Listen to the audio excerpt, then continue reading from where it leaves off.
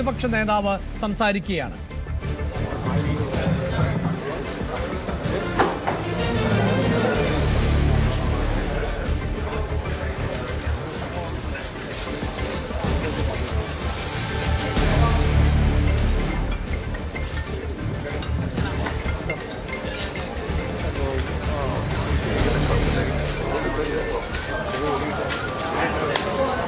യൂണിയത്തിന്റെ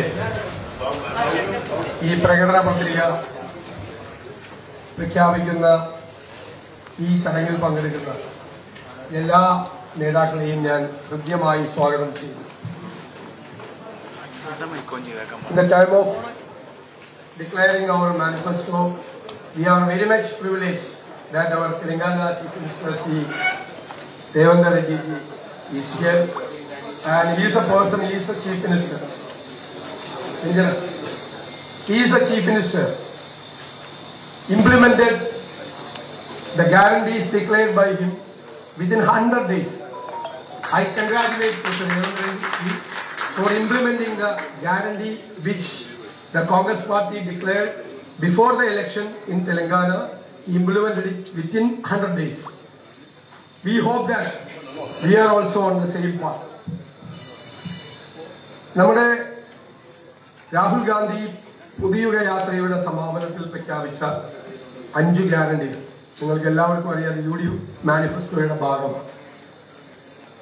സ്ത്രീകൾക്ക് KSRTC ബസ്സിൽ സൗജന്യ യാത്ര, കോളേജിൽ പഠിക്കുന്ന പെൺകുട്ടികൾക്ക് 1000 രൂപ പ്രതിമാസ ധനസഹായം,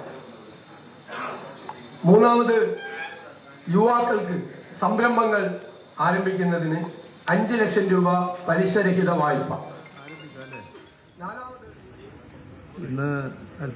മുഖ്യമന്ത്രി പിണറായി വിജയൻ ആണ് LDFന്റെ പ്രകടന പത്രിക അനാച്ഛാദനം ചെയ്യുന്നത്. ഇപ്പോൾ മുഖ്യമന്ത്രിയും സംസാരിക്കുന്നു. അതിനെക്കുറിച്ച് പിന്നീട് പറയാം. കഴിഞ്ഞ ഒരു ദശാബ്ദക്കാലത്തെ അനുഭവമെടുത്താൽ നമ്മുടെ കേരള ചരിത്രത്തിലുണ്ടായത് ഒരു സാധാരണ ഭരണകാലമല്ല. ഒരു സമൂഹത്തിൻ്റെ ആത്മവിശ്വാസം പുനർനിർമ്മിക്കുന്ന കാലമായിരുന്നു. വികസനത്തിൻ്റെ പുതിയ പാത തുറന്ന കാലഘട്ടമാണ്. 2016 LDF അധികാരത്തിൽ വരുമ്പോൾ കേരളം നേരിട്ടത് ഒരു ഭാഗത്ത് കടുത്ത സാമ്പത്തിക പരിമിതികൾ, അതോടൊപ്പം വൻതോതിലുള്ള അടിസ്ഥാന സൗകര്യങ്ങളുടെ കുറവ്, സാമൂഹ്യ സുരക്ഷാ മേഖലയിലെ ഒട്ടേറെ വെല്ലുവിളികൾ. കേരളം നേരിട്ടത് ഒരു ഭാഗത്ത് കടുത്ത സാമ്പത്തിക പരിമിതികൾ, അതോടൊപ്പം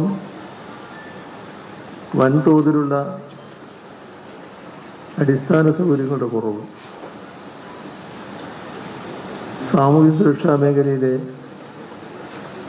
ഒട്ടേറെ വെല്ലുവിളികൾ. ഇതെല്ലാം നിലനിന്ന ഘട്ടമായിരുന്നു.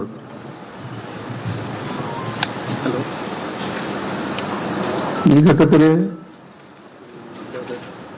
LDF സർക്കാർ പദ്ധതിയിലൂടെ നമ്മൾ നടപ്പാക്കാൻ ഉദ്ദേശിക്കുന്നു. അതുപോലെ രണ്ടാമത്തെ പദ്ധതി, നമുക്ക് 4 ഇന്റർനാഷണൽ എയർപോർട്ടുകളുണ്ട്. 4 ഇന്റർനാഷണൽ എയർപോർട്ട്, അതിൽ 2 ഗവൺമെന്റ് കൺട്രോൾഡാണ്, കണ്ണൂരും കൊച്ചിയും. ഇതിനെല്ലാം കൂടി സംയോജിപ്പിച്ചുകൊണ്ടുള്ള ഏവിയേഷൻ രംഗത്തുള്ള വ്യോമയാന വികസന പദ്ധതിയാണ്. സമഗ്രമായ വികസനത്തിന് വേണ്ടി ഫുൾ ഫ്ലൈറ്റ് സിമുലേറ്ററുകൾ കൂടെയുള്ള ആധുനികമായ പൈലറ്റ് പരിശീലനം, pilot training institute, aviation staff training അടക്കം നടത്തുന്ന ഏവിയേഷൻ ഇൻസ്റ്റിറ്റ്യൂട്ട്, കൊച്ചി വിമാനത്താവളത്തിലെ 2ാം ഘട്ട റൺവേ നിർമ്മാണം, എയർപോർട്ടിന്റെ എക്കണോമിക് സോൺ, സാമ്പത്തിക മേഖലകൾ, സ്വതന്ത്ര വ്യാപാര ഗോഡൌൺ മേഖലകൾ, അപ്പോൾ ബാംഗ്ലൂർ എയർപോർട്ട് ഒരു എക്സാമ്പിളാണ്. ബാംഗ്ലൂർ കർണാടകത്തിന്റെ GDP-യിലേക്ക് 5% കോൺട്രിബ്യൂട്ട് ചെയ്യുന്നത്, 5% കോൺട്രിബ്യൂട്ട് ചെയ്യുന്നത് ബാംഗ്ലൂർ ഇന്റർനാഷണൽ എയർപോർട്ടാണ്. അതുപോലെ സ്വതന്ത്ര വ്യാപാര ഗോഡൌൺ മേഖലകൾ, കണ്ണൂർ വിമാനത്താവളത്തിൽ റൺവേ, ടെർമിനൽ, ഏപ്രൺ വികസനം, വിമാനങ്ങളുടെ പരിപാലനം, മെയിന്റനൻസ്, അറ്റകുറ്റപ്പണി, സമഗ്ര പരിശോധനയ്ക്കായി മെയിന്റനൻസ്, റിപ്പയർ ആൻഡ് ഓപ്പറേഷൻസ് കേന്ദ്രങ്ങൾ, ലോജിസ്റ്റിക്സ് പാർക്ക്, പുതിയ വിമാന സർവീസുകൾക്ക് പിന്തുണ നൽകാൻ route development and connectivity fund അടക്കമുള്ള ഹ്രസ്വകാല ദീർഘകാല പദ്ധതികൾ. ഇത് ഏവിയേഷൻ എക്സ്പേർട്സ് ഇത് ഏവിയേഷൻ എക്സ്പേർട്ടുകൾ തയ്യാറാക്കിയ സമഗ്രമായ പദ്ധതികളാണ്. 27 പ്രോജക്ടുകൾ ഏവിയേഷനുമായി ബന്ധപ്പെട്ടിട്ടുണ്ട്. വലിയ മാറ്റം ആ രംഗത്ത് ഈ 4 ഇന്റർനാഷണൽ എയർപോർട്ടുകളെയും സംയോജിപ്പിച്ചുകൊണ്ടുള്ള വലിയ പദ്ധതിയാണ് ഇത്. പിന്നെ MSME സംരംഭങ്ങൾ, സ്റ്റാർട്ടപ്പുകൾക്ക് വേണ്ടിയിട്ട് 100 കോടിയിലധികം വാർഷിക വരുമാന ശേഷിയുള്ള ഒരു 10,000-ഓളം MSME സംരംഭങ്ങൾ സംസ്ഥാനത്തൊക്കെ ഒട്ടാകെ ആരംഭിക്കുന്നതിന് സഹായം നൽകുന്ന ഒരു സമഗ്രമായ പദ്ധതിക്കാണ് രൂപം നൽകുന്നത്. അത് ഈ സ്റ്റാർട്ടപ്പുകൾ തുടങ്ങാൻ വേണ്ടി വരുന്നവർക്ക് 3 രീതിയിലുള്ള സഹായമാണ് ചെയ്യുന്നത്. ഒന്ന്, ചിലര് മാനേജ്മെന്റ് എക്സ്പേർട്സ് ആയിരിക്കും, പക്ഷെ അവർക്കൊരു ടെക്നിക്കൽ സൈഡ് ഉണ്ടാവില്ല, മോശം. അപ്പൊ ഗവൺമെന്റ് അവർക്ക് ടെക്നോ മെന്ററിനെ പ്രൊവൈഡ് ചെയ്യും. ചിലര് ടെക്നിക്കലി എക്സ്പേർട്ട് ആയിരിക്കും, പക്ഷെ മാനേജ്മെന്റ്, ഫിനാൻസ് ഇതൊന്നും അവർക്ക് പ്രാപ്തി ഉണ്ടാവില്ല. അപ്പൊ നമ്മൾ മാനേജ്മെന്റ് മെന്ററിനെ കൊടുക്കും. അപ്പൊ മാനേജ്മെന്റ് മെന്റർ, ടെക്നോ മെന്റർ, പിന്നെ ഒരു വളരെ കുറഞ്ഞ പലിശയ്ക്ക് ഉള്ള റിവോൾവിംഗ് ഫണ്ട്, ഈ 3 കാര്യം കൊടുക്കും. ആദ്യ മാസം തന്നെ 1000 പ്രോജക്റ്റ് ഷോക്കേസ് ചെയ്യും. ഈ 1000 പ്രോജക്റ്റുകളിൽ നിന്ന് അവർക്ക് ചൂസ് ചെയ്യാം. അതിന് അവർക്ക് കൃത്യമായ ബിസിനസ് നടത്തിക്കൊണ്ടുപോകുന്നതിനുള്ള എല്ലാവിധ സൗകര്യങ്ങളും സംവിധാനങ്ങളും ചെയ്തുകൊണ്ട് അങ്ങനെ കേരളത്തിൽ ഒരു 10,000 സംരംഭങ്ങൾ തുടങ്ങി നമ്മുടെ ഇക്കോണമിയെ ഉത്തേജിപ്പിക്കുക, സ്റ്റിമുലേറ്റ് ചെയ്യുക എന്നുള്ളൊരു വളരെ വിശദമായ ഒരു പ്രോജക്റ്റാണത്. പിന്നെ ഉള്ളത് എഡ്യൂക്കേഷനുമായിട്ട് ബന്ധപ്പെട്ട ഒരു വളരെ പ്രധാനപ്പെട്ട കാര്യം, ലോകത്തെ എല്ലായിടത്തും ജോലിയുടെ സ്വഭാവം മാറിക്കൊണ്ടിരിക്കുക, തൊഴിലിന്റെ സ്വഭാവം മാറിക്കൊണ്ടിരിക്കുക വളരെ വേഗത്തിൽ. അപ്പോ നമ്മുടെ എല്ലാ കോഴ്സുകളും തന്നെ ഔട്ട്ഡേറ്റഡായി മാറിയിരിക്കുക. അപ്പൊ നമ്മൾ ചെയ്യാൻ പോകുന്നത് അന്താരാഷ്ട്ര തൊഴിൽ മാർക്കറ്റിലെ ജോലിയുടെ സ്വഭാവം നിരീക്ഷിക്കുന്നതിന് വേണ്ടിയിട്ടുള്ള ഒരു ഗ്ലോബൽ ജോബ് വാച്ച് ടവർ ഉണ്ടാക്കും. ഇന്ത്യക്കകത്തും പുറത്തുമുള്ള മലയാളികളായ എക്സ്പേർട്ടുകളെ വെച്ചുകൊണ്ടുള്ള വിവിധ സെക്ടറുകളിൽ ഉണ്ടാകും. അവർ സൂക്ഷ്മമായി ലോകത്തിലെ തൊഴിൽ മേഖല നിരീക്ഷിച്ചുകൊണ്ട് അതിന് അനുരോധമായി, അതിന് സമാന്തരമായി ഇവിടുത്തെ കരിക്കുലം റീസ്ട്രക്ചർ ചെയ്ത് അതിന് പാകത്തിലുള്ള കോഴ്സുകൾ ഉണ്ടാകും. സ്കിൽഡ് ആയിട്ടുള്ള ആളുകൾക്ക് ചിലപ്പോൾ ജോലി നഷ്ടപ്പെടും, അവരെ റീസ്കിൽ ചെയ്യാനുള്ള സംവിധാനം ഉണ്ടാക്കും.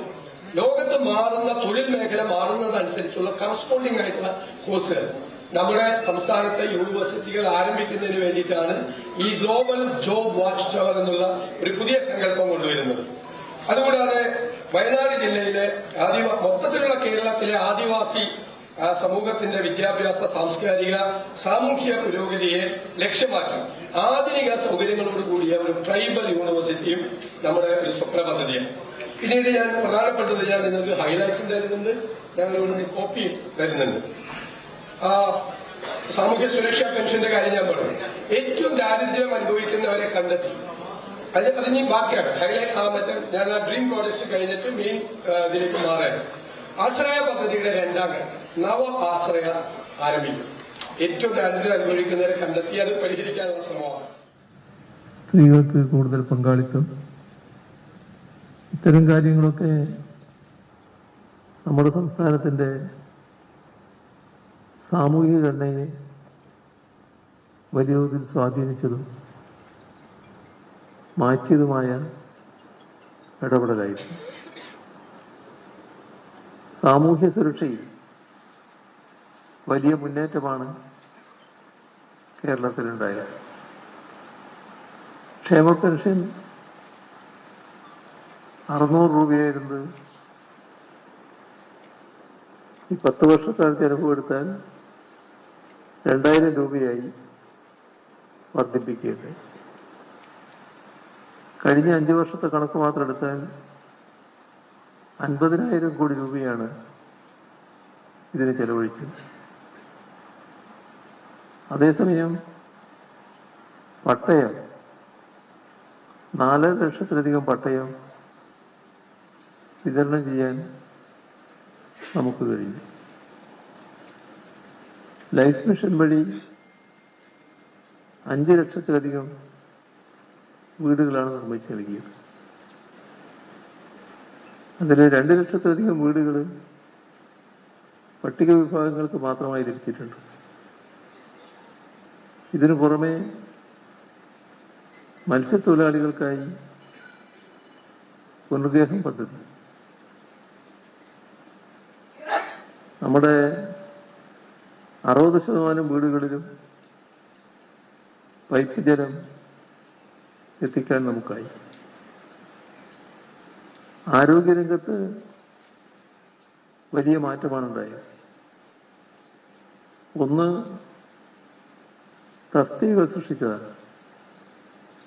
ഈ കാലയളവിൽ 10,000-ത്തിലധികം തസ്തികകൾ ആരോഗ്യരംഗത്ത് സൃഷ്ടിച്ചു. 13,000 കോടി രൂപ ആരോഗ്യമേഖലയിൽ ചിലവഴിക്കുന്നതിനുണ്ട്. സർക്കാർ ആശുപത്രികളിൽ OP സന്ദർശനം അത് 13 കോടിയായി ഉയർന്നു. ശിശുമരണ നിരക്ക് ഗണ്യമായി കുറച്ചു കൊണ്ടുവരാൻ നമുക്ക് കഴിഞ്ഞു. രാജ്യത്തെ ആരോഗ്യ സൂചികകൾ എടുത്താൽ അതിൽ ഒന്നാമതായി നിൽക്കുന്ന സംസ്ഥാനമാണ് കേരളം. കേരളത്തിൻ്റെ പ്രത്യേകത ആരോഗ്യരംഗം പോലെ തന്നെ ഉള്ളതാണ് വിദ്യാഭ്യാസ രംഗം. വിദ്യാഭ്യാസ രംഗത്ത് നമ്മുടെ പൊതുവിദ്യാലയങ്ങൾക്ക് നേരിടേണ്ടി വന്ന പ്രതിസന്ധി തകർന്നു പോകുമെന്ന